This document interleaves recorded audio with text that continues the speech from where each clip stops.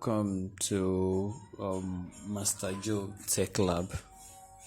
So here we master programming one byte at a time. So this course is a beginner course, and if you are intermediate, you can also gain one or two things from it. So I'll be teaching about how to use the command line. So this is an introduction to the Linux operating system. So there are many operating systems there. So I know that some of you are coming from Windows environments. Alright, so this is an introduction course to Linux operating system. Okay, so this is what we'll be doing today. We'll be learning about what is a shell, what is a terminal, and I'll show you some basic shell navigation. Alright, so let's go straight to business. Now, I know that everyone here should know what an operating system is.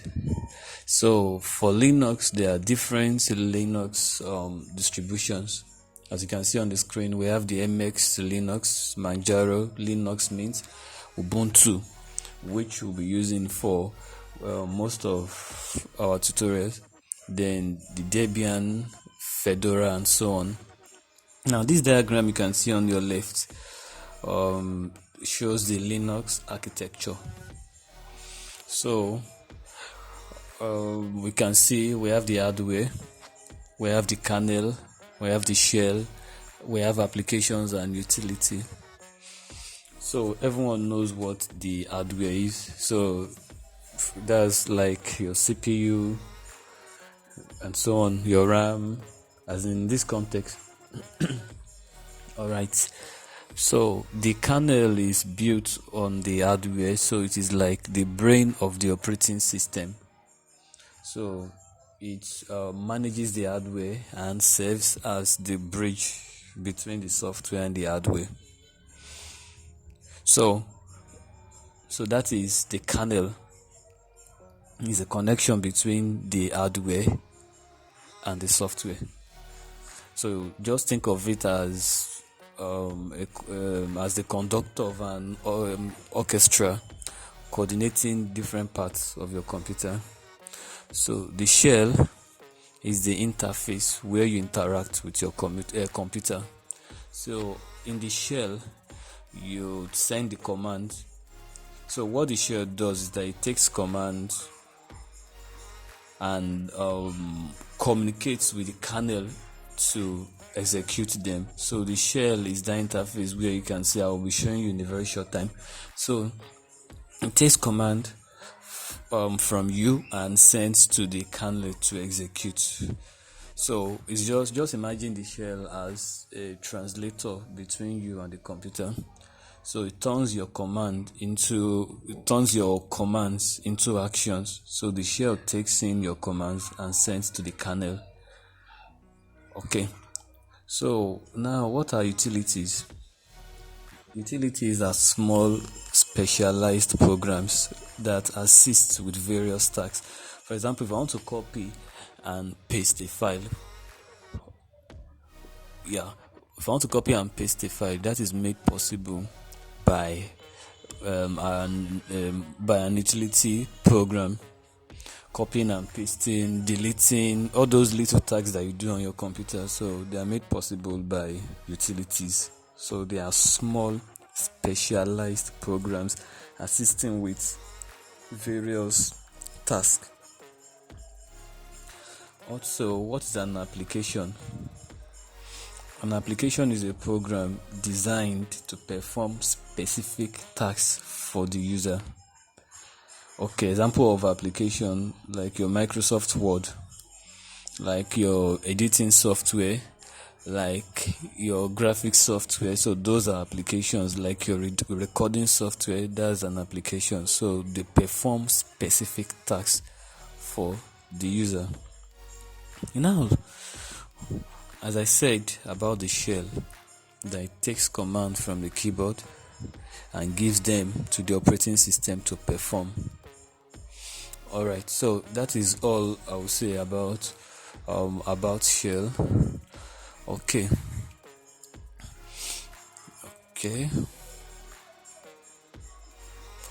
All right. So now let's dive into shell navigation. What does shell navigation mean?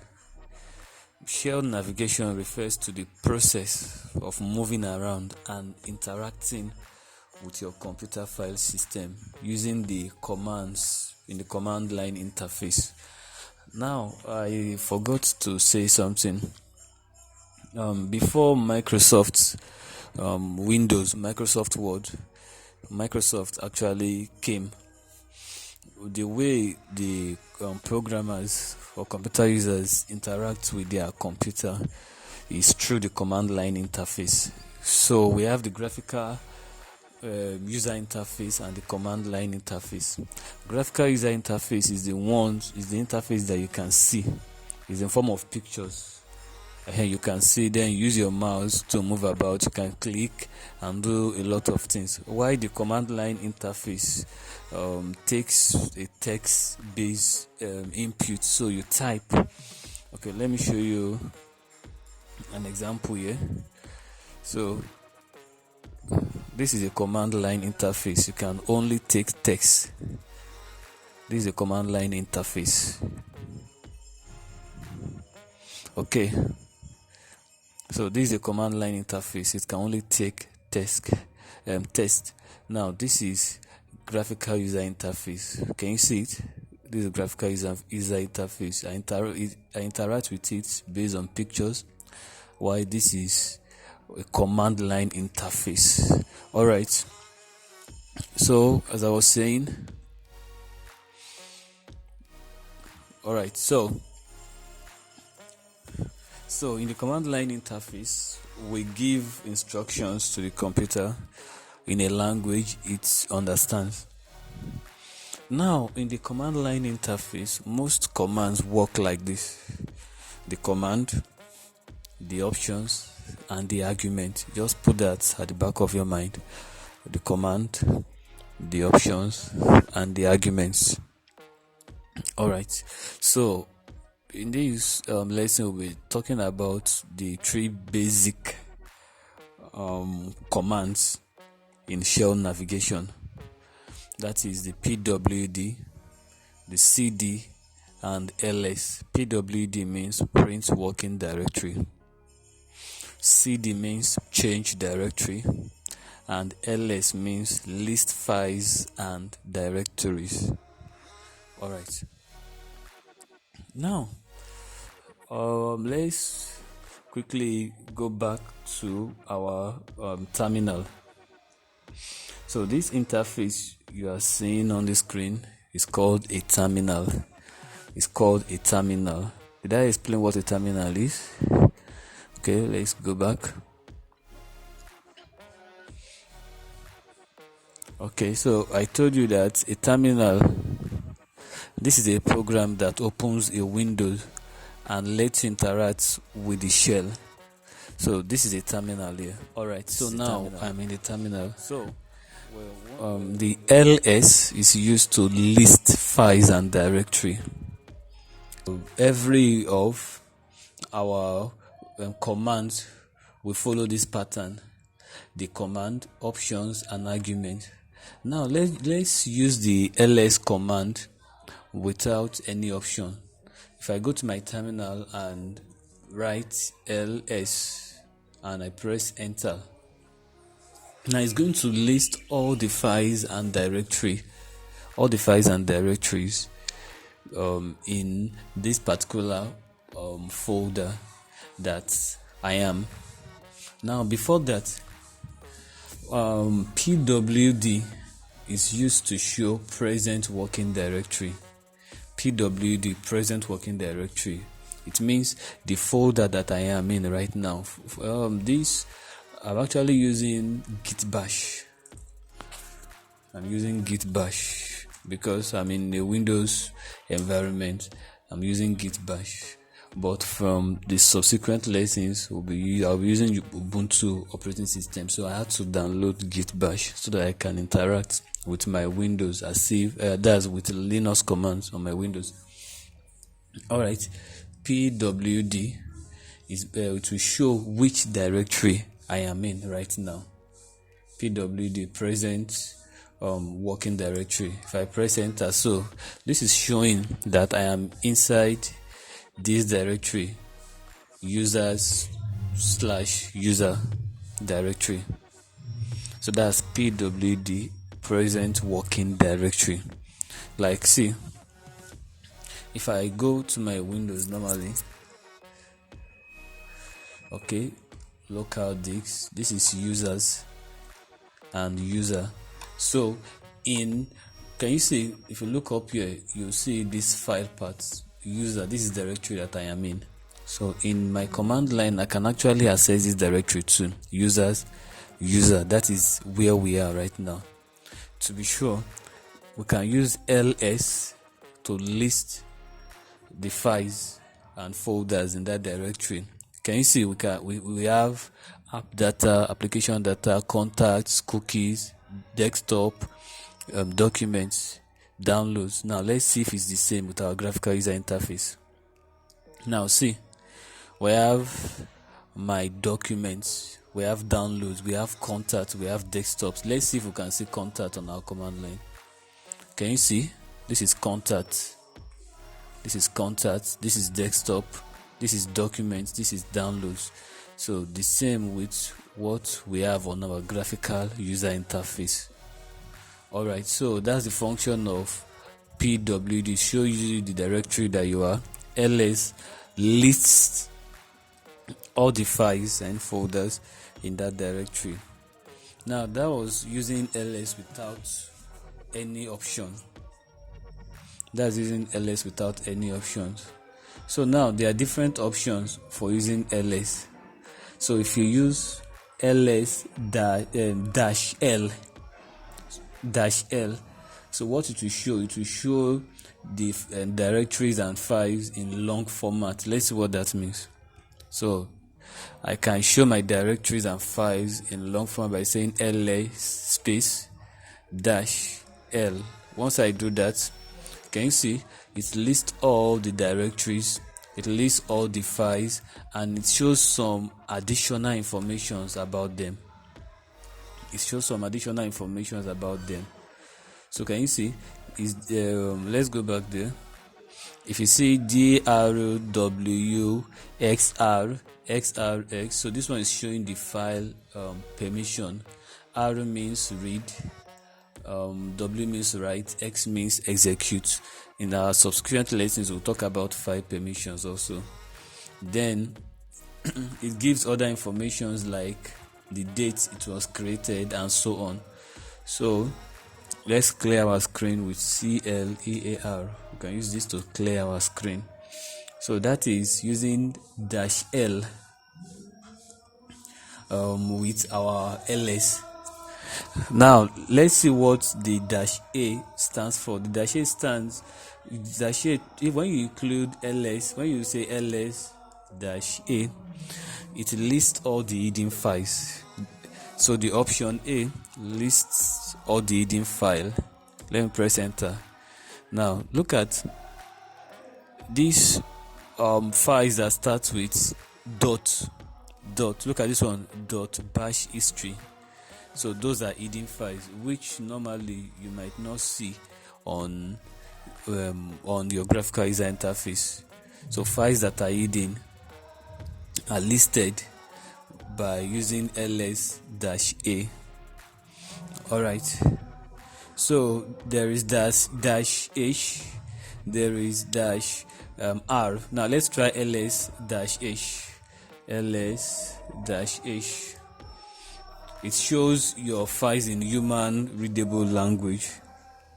So you can see that it's very easy to read. All your files are shown in human readable language. Alright, so let's leave ls. Now let's go to the next one. which is cd. Okay, cd. Let's clear our screen.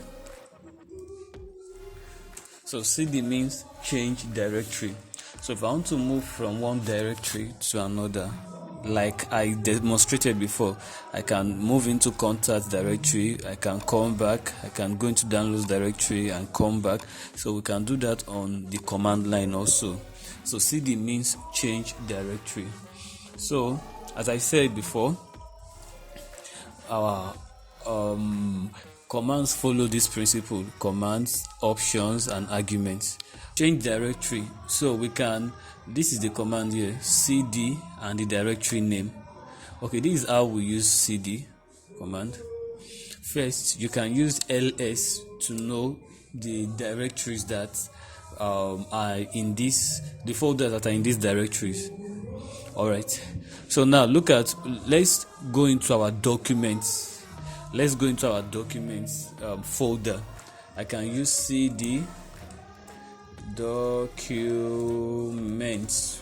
Once I do that and I press enter, can you see? Notice document is added here. This was actually what I did. Let's say this is where we are now. Now I want to go into document. I can go like this. So this is documents. This is documents. So what I did by clicking on the graphical user interface, I did by writing text. Now let's list the files inside our documents. ls. Can you see Bandicam? Let's see if we have Bandicam in our document. Can you see Bandicam? This is where we are. Bandicam. CV4 Delmat. CV4 Delmat. Can you see that? So you can use cd and the directory name to change directory or to change folder. Alright, so you can practice that. You use your ls to list the files in that directory, and you will and you use cd and directory name to move inside that directory. Alright, so let's clear our screen. Use the clear command to clear your screen. Now let's say we want to move to our home directory. The home directory. How do we move? This sign you are seeing here is called the tilde sign. So that will be cd and tilde. If you can see this tilde sign at the left corner of your keyboard. Okay, as I was saying, you use the tilde sign together with the cd to change directory to your home directory. In our case, the user is the home directory. If I press enter, so this is our home directory. Yeah, so we can check. There's pwd present working directory. Can you see? This is our home directory.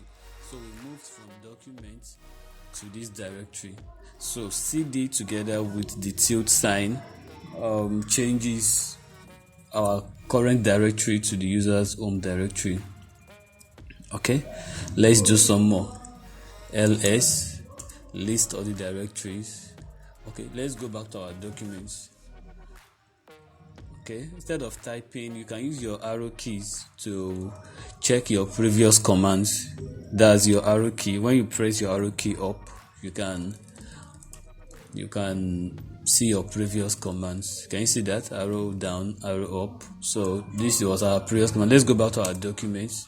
So we are inside our documents. To be sure, pwd present working directories. Can you see? We have entered the documents. ls. So we can list all the files in our folder or directory. So now, how do we go back to our previous directory? So we use cd together with dash. Cd together with dash. So this time around, it is not tilde sign, it is the dash. So when I press enter, can you see from documents, it takes me back to my previous directory, which is the which is my root directory. Okay, so let's try it with another one. Look, let's go into favorites.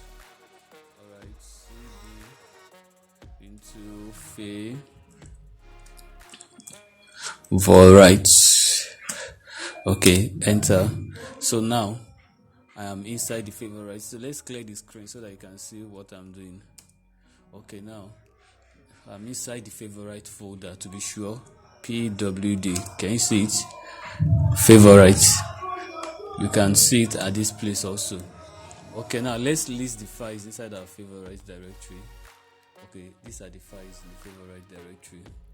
So we can use cd dash as we did before, cd dash to go back to our previous directory. So now we are back in our root directory. I hope you guys are following. cd tilde. So cd tilde takes us to the home directory. cd tilde takes us to the home directory. cd / takes us to the root directory. So look at the files in your root directory. So these files are your program files. Can you see the bin folder, the cmd, and different important folders?